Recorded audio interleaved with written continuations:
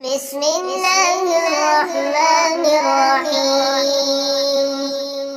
قال يا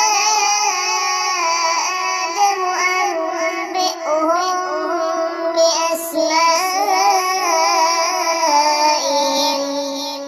فلما أنبأهم بأسمائهم قال ألم أقل لكم إني أعلم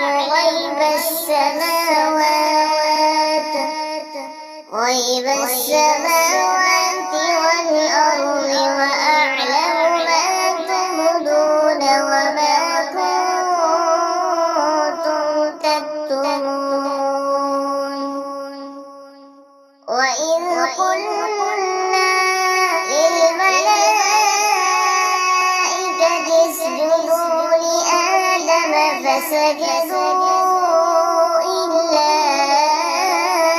إبليس أبى واستكبر وكان من الكافرين. وقلنا يا آدم اسكن أنت وزوجك الجنة وكلا منها رغدا حيث شئتما ولا تقربا هذه الشجرة فتكونا من الظالمين. فأزلهما الشيطان عنها فأخرجهما مما كانا فيه وقلنا اهبطوا بعضكم لبعض عدو ولكم في الأرض مستقر ومتاع إلى حين. فتلقى آدم من ربه كلمات فتاب عليه إنه هو التواب الرحيم.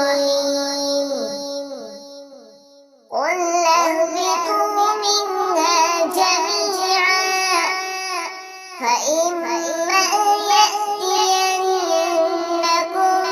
مني هدى فمن تبع هداي فلا خوف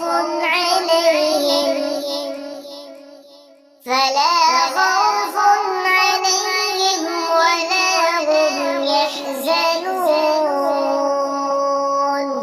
والذين كفروا وكذبوا بآياتنا أولئك أصحاب النار هم فيها خالدون. يا بني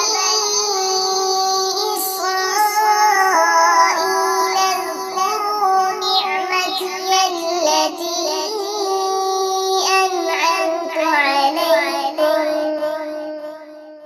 أنعمت عليكم وأوفوا بعهدي أوف بعهدكم وإياي فارهبون.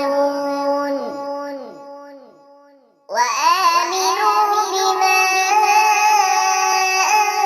أنزلت مصدقا لما معكم ولا تكونوا أول كافر به ولا تشتروا بآياتي ثمنا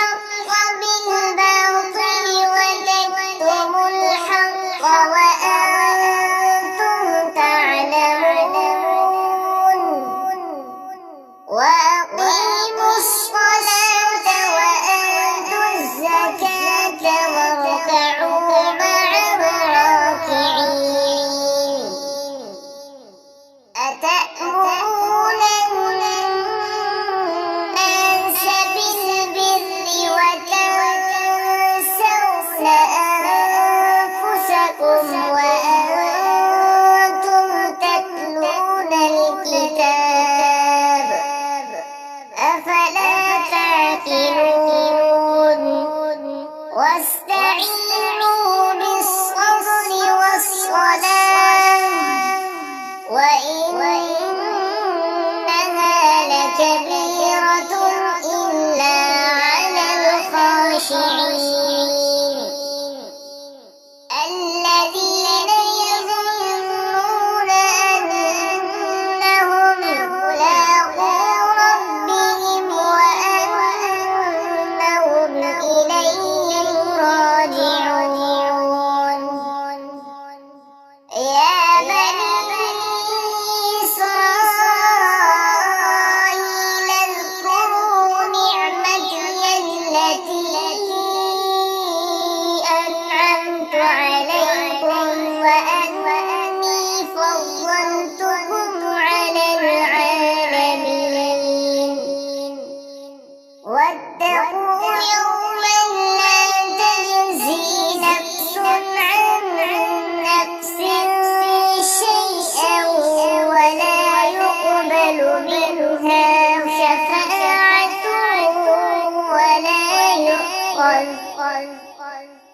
شفاعة ولا يؤخذ منها عدل ولا هم ينصرون وإذ نجيناكم من آل فرعون يسومونكم سوء العذاب يذبحون